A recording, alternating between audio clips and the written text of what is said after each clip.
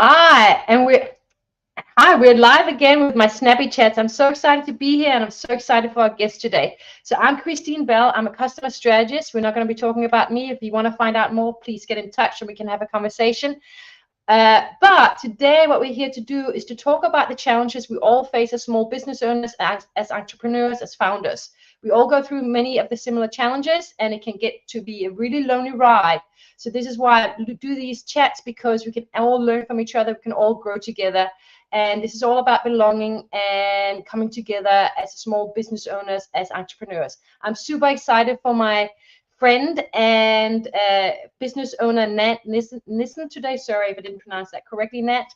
She's amazing. She's an expert in health and well-being.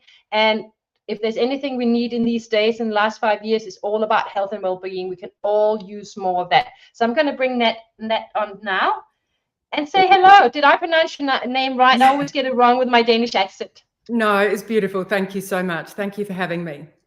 Oh, I'm so super excited to finally have you on my show. I wanted you on my show for a long time. So I'm really happy that you are here now. So tell us a little bit about you so we can all learn more about what you do.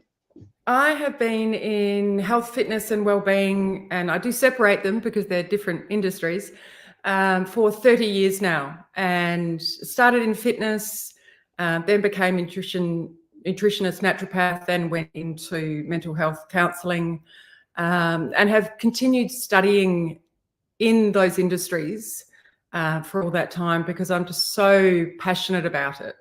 And everything that I do, I have experienced in some way, healed from, and then gone on to study so that I can help others either not go through it in the first place or heal from it fully. I love that, because there's nothing like our own experience to actually learn from and to allow us to help others. Yeah, I'm just going to give a quick shout out. We got Mike Asherbrowner from the Hansa community here, Hansa business community. I always forget the business part, and a few other people coming in live. So thank you for being here. And 30 years in health and well-being, and yet we look at the world right now, and honestly, we just had a chat about this. We won't go into too much depth, but I look at the world, and you said the same. We need more health and well-being, don't we? It's I have a lot of words and I have no words for it at the same time. You know, I see a lot of, and we all do, see a lot of people really moving into survival mode for a number of different reasons. Yeah. And, you know, I always talk about the 8 pillars of health and well-being. And we have lost so many of those over the last few years, especially our community pillars that we really do need as people. Yeah. And we really need to come together and support each other to get these back, because they're the foundations on which we build optimal health and well-being. Absolutely. And whilst we are going to be talking about challenge in business, I actually want to hear more about that. And we got our friend Brett, our mutual friend Brett Packard, is in the studio. Oh, thank you for being here, Brett. Oh, I love Brett. Thank you so much. We both adore you, Brett. So thank you for being here. Now, the 8 pillars, what are those? Just so we can all talk about them. They're 4 personal, so physical, mental, emotional, soulful pillars. So you want and need those foundations to be able to have personal, optimal health and well-being. Now, the foundations are like, the pillars and foundations are like that of a house. So if one is cracking and weakened, it places pressure on the others. They all have to be strong and sound for the structure above to be functioning and to be able to weather any storm.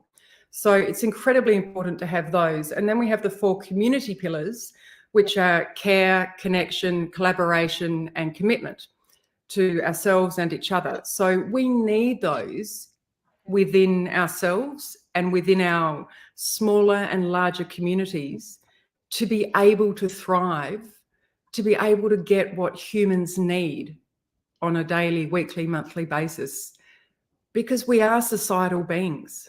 We're not meant to be lone wolves. No. We're not designed that way. Exactly. So, if you look at the many needs, models that are out there, You know, that of course we need food, water, and air, but right after that is belonging. Yeah, we are, like you said, social creatures. We're not meant to be lone wolves. We all have different experiences. We all have different strengths and weaknesses, and it's together that we thrive. Yeah.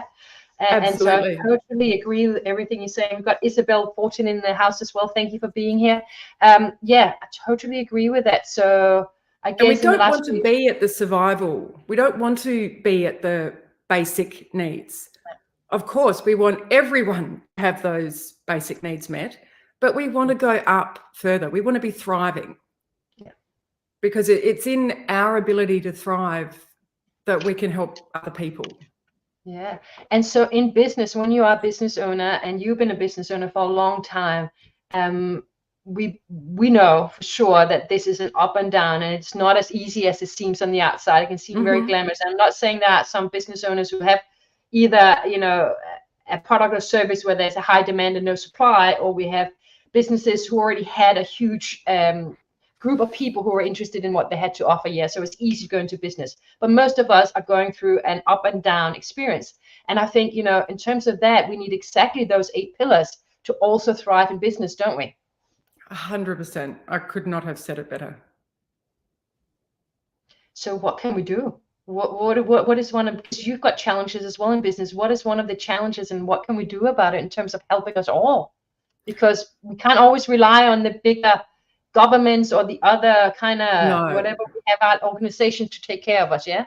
There are a couple of things that I think we really need to get very clear on. One is getting back to community and connection. Yeah. And I think we need to go back to a level that is very close to us. So we need, especially since COVID, a lot of things have gone online. Yeah. So I think we need to find hubs, which is something I've created recently. We need to find hubs and community of like-minded people that can support us and bring us up, and we can help each other. We need to find people that we can bounce ideas off and banter with. We need to have mentors. We need to have people that we can help so that we feel we're needed and valued. So absolutely, we need to get back to humans and connecting. And I think we need to get really clear on our standards and values, both as people and what our organization and what our business stands for. Because there are so many things changing at the moment so rapidly that it's very easy to get swayed into a lane that doesn't belong to you and you're not aligned with, going in a different direction, if you're not very, very clear on who you are, what you stand for, your standards and values. Because you need to show up with your standards and values every single day as your own person and as a business. Yeah, so true. And once we lose connection with our own values and we start listening to other people who may not share our values, that's when we can start going astray. And it's usually because, for me anyway, when I've done it, it's usually because there's been an insecurity in me that I haven't quite faced. And therefore someone comes in and say, oh, you shouldn't do it that way. Why did you do that? I'm like, oh, maybe I should do that. Maybe I should follow that. Maybe that's where the gold is for me. Yeah. But that's usually takes me out of alignment. Unless I'm really connected already to the person who's giving me advice and I know we share values, then it will take me out of alignment. I had it, and yesterday I actually had someone say, oh, you shouldn't do that. Give me advice I didn't ask for. And I'm like, well, no. In the end, I actually came back saying, you know, it's not about what you think. It's about who I am, and I'm choosing this. But that takes guts to say that, you know, in terms of, because in business, we kind of want to build relationships. We want to build network. We want to fit in with everyone. We want to do all these things. But at the same time, we also got to hold on to who we are. It's a really fine line, isn't it? I think the more you know who you are, the easier it is to fit in, because you will align with the right people, and the easier it is to communicate with other people that look, you know, that what you've just said, I appreciate, but no, thank you. And we can agree to disagree, but we can still be connected because of other things. We can appreciate each other's differences. So I think that the more you know your standards and values, the easier it is to connect with other people and not have to be the same. You know, a lot of people, I've heard so many people say to me, oh, you know, you've got to get on it with, you'll get left behind with the tech thing, because I'm not a AI tech person, I'm a people person. And, you know, I say, well, get left behind from what? A road I don't want to be on? Yeah. You know, what? I work with people. I love people. And I appreciate tech. And I know we always speak, quite often we speak about adapting and adopting and pivoting and, you know, all those words. Yeah. And we absolutely do need to. But we need to do it in a way that is in alignment with us and our standards and values and what our business stands for. Because there's no use pivoting and adopting something that isn't us. We don't agree with it. We don't align with it. No, it just takes us out of, it just takes us down a road where at some point, whether we figure it out ourselves or the universe will definitely show us that we're out of alignment. I just want to point out, Brett is saying here, many firms have stated values, yet they don't understand the values of their teams. And that alignment is necessary to create harmony. What a true statement, because one thing is, once we build a business, there's then more than one, you know, more than us in the business. Guess what? We have to work out a way to make sure that our values also align with the people that works with us, yeah? Oh, look, it's so true. And that's where, again, the culture of the organization is so important. Well-being in an organization, the culture of an organization, these are not fluffy, nice to haves. These are crucial elements of the business and organization that need to be implemented in a way that suits your team and your business. Not a cookie cutter throw around, oh, we adopted this, we did this for well-being. We've got a well-being day every Wednesday. And you know, we all go and meditate. No, it has to be well-being measures that really work for your business and your team. So I see the difference in profit, productivity, efficiency, all of it across the board when organizations implement things efficiently and properly that suit them. I think you just hit the nail on something so important, because I look back before I started my own business, yeah, and I was hired by different companies, and they're all well-meaning, had put in, you know, you get half a day off for your birthday, you get, you know, 15 minutes, a little massage in the office every week if you sign up quickly enough. You get a membership to a gym somewhere that you may or may not like, but you get it, yeah. And then they had also, you know, every month or every 2 months they had like a Friday, which was like company day, but it was really, you know, there was some well-meaning things in terms of teaching and learning, but usually it was about getting drunk. You know, and yeah, you know, absolutely. which is, you know, for socializing, yeah, but that keeps us in a place where we're not authentic. And it keeps us in a place where it's kind of like nice cookie cutter, kind of like, you know, wallpaper kind of thing that's put on, but it didn't change the toxicity in the teams. It didn't change the fact that most of us were competitive and didn't know how to work with each other, and there was conflict, yeah, and no conflict resolution. And no collaboration, no connection with each other. And, you know, we don't need to like everyone we work with, especially in larger organizations. It's not going to happen. But we do need to be able to connect and respect each other and be able to communicate with each other. So, as you said, it's not a cookie cutter. It's not, hey, there's a wellbeing day. And I do appreciate that many of these ways that have been put forward are from a good place. Yes. But I really think it's time to turn the tide and change the way forward and actually implement measures that work. Yeah. Exactly. And it comes back to the teams. It comes back to the people. I got Isabel in the house as well. She's all about leadership and helping teams thrive. So therefore, there's productivity. You're the same, but coming from a different direction in terms of the health and well-being, and how important it is for us to have that first and foremost, both in ourselves and in our culture and in our society and our groups of people that we hang out with. So really appreciate that. Now, is there specific well, many have many challenges. Is there any challenges you want to share today that we can all learn from as well, besides what we're already talking about, which I love this area anyway, so we can just keep talking there too?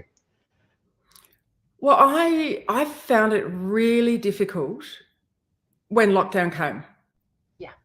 Switching from working in a gym that I owned and a clinic to going completely online and being in Melbourne lockdown.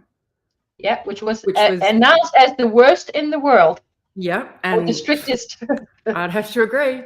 That I found that incredibly challenging, going from being such a people person, going from face to face constantly and really not being online much at all, to completely online. And obviously, I very much appreciate a lot of tech. I appreciate that I've got global clients. I can do this now with you.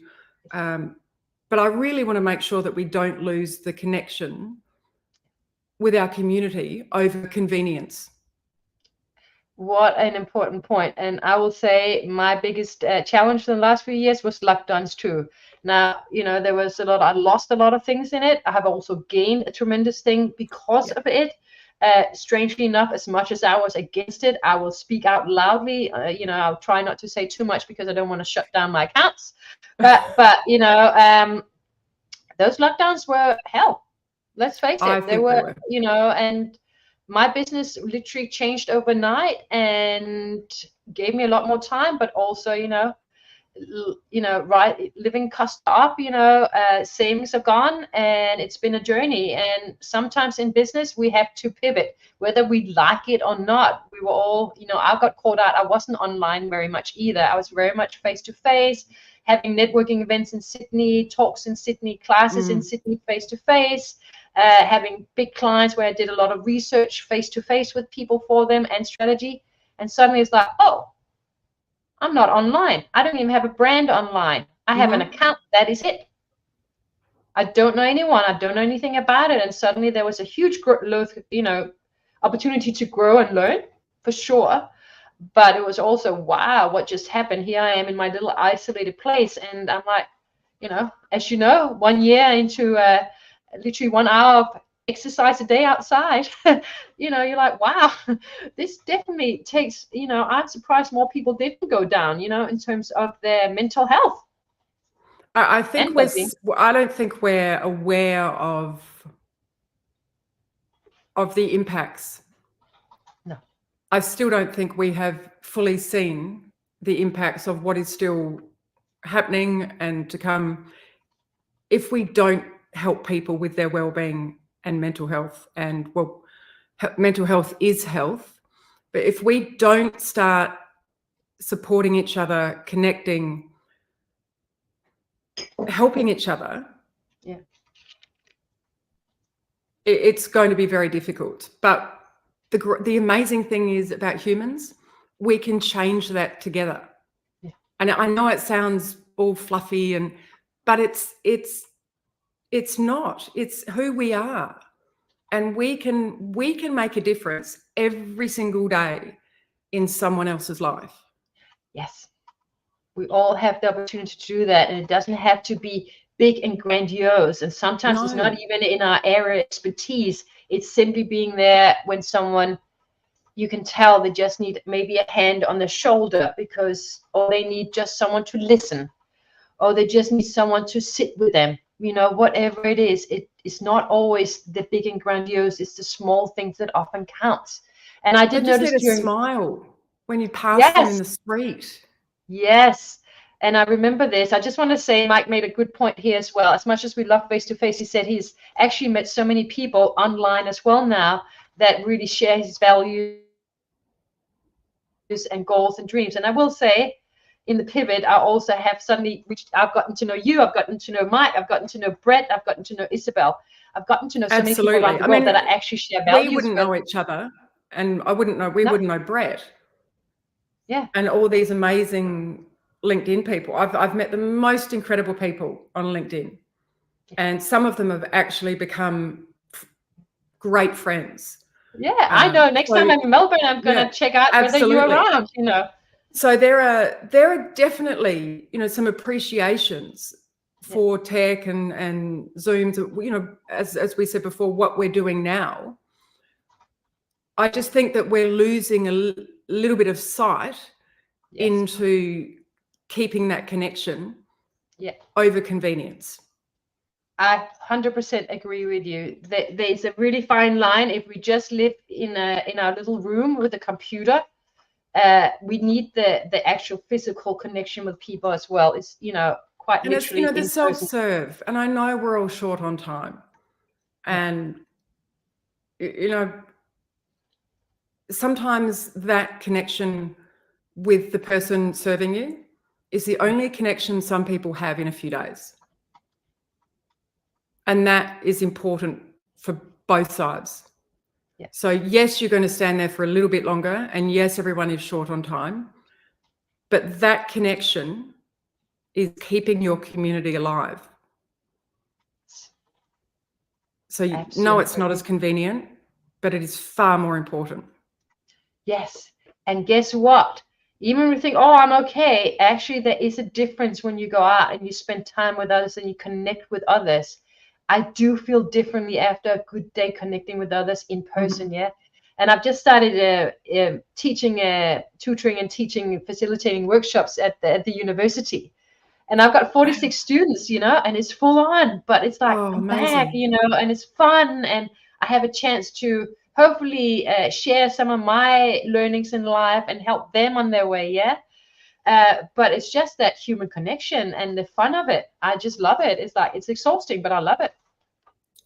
Absolutely. And, you're adding value. That is a core need of ours as a human, is to add value to someone else's life, to other people's lives, to feel needed. Yeah. And I think over the years, there's been this big trend towards, especially unfortunately for men, towards, we don't need you, we want you. And, I don't need anyone. We do need each other, and we should feel proud of that. There's nothing wrong with needing other people. It's natural. And it's important that we feel needed. And you know what, to that point as well, as much as I met people online, I would love to meet those people that I really connect with in person, yeah? Oh. I want to take it next level. There is still a need, it would be wonderful to actually meet in person and be in the energy of those people that I've connected with. So hopefully I'll be able to go to America soon, because I met a lot of lovely people over there, and I want to get back to Europe, and I want to travel Australia more, yeah? Absolutely. And just I be love out my and American about. friends. Exactly. So with this in mind, so what do we need to do more? Get out more. What else can we do? Because I agree with you. We haven't seen the full effect of the lockdown yet on our mental health, possibly even our physical health is playing out right now because of it too. Yeah, absolutely. Look, I think it's really important to, and I get that when you're busy, it's easy to become introspective and insular, but pick up the phone and ask someone, how are you? Yeah. If you're at all concerned about it, if you haven't heard from them for a while, when you're sitting there and you get those thoughts and you think, oh, I must tell so-and-so how amazing they are at this, or you're thinking something very positive of someone, tell them, send them an email, send them a text, better yet, pick up the phone, but make some time for yourself and others to actually connect and I get, obviously, if we want to connect with Brett or each other, we're doing it over Zoom or the phone. For now. Yeah, exactly. Do that, but do it. Because we have so many thoughts during the day. Oh, I should do that. And the end of the day, we're tired, we've been busy. I'll connect with them tomorrow. And it goes on. And eventually we catch up with them and say, oh, I was thinking of you a while ago.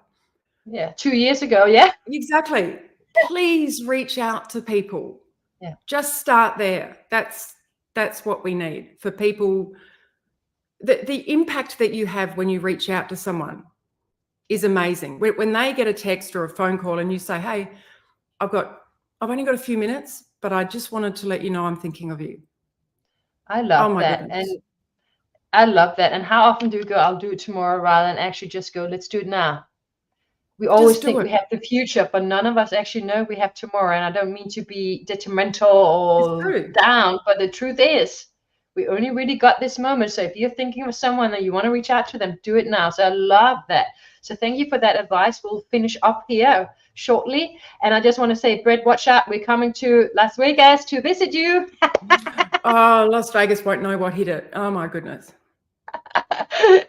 Anyway, so thank you so much for being on today. I really appreciate it. And I can talk to you forever. Thank you for having me. Oh, I appreciate it. And I can't wait to meet you in person too. Now, where can people reach out to you? And you got anything coming up, anything you want to share? Please feel free to share now and also in the comments as well. Thank you so much. He says we need social connection. It's also important to have a good balance between work and play. Absolutely. Thank you, Tommy. Sorry. Absolutely. Thank you for that comment. 100%. Reach out on LinkedIn. I'm often on LinkedIn. Nant at wehub.com.au, and we've actually got a wonderful hub community for men, for people with ADHD, and for those in the workplace wanting to make sure their teams are truly well and to create a really engaging, productive environment. So we've got our amazing 3 communities at the moment. They are online, and we will be doing some in-person events, obviously. So if you want, what we do is we work with the foundations of care and connection, and we come from a place of health and wellbeing. Love it. I love what you do. Thank you so much for being here today. I really appreciate it. And thank you for everyone who is here today, still adding comments to it. Mike, Brett, Tommy, Isabel, and a few others. I thank you so much. And thank you for being here. Thank you so much. Really appreciate it. You're welcome, and I can't wait to catch up in real person. So I'm just going to get my mouse to work now, which is not working right now. And we'll say goodbye to everyone. Thank you for being here.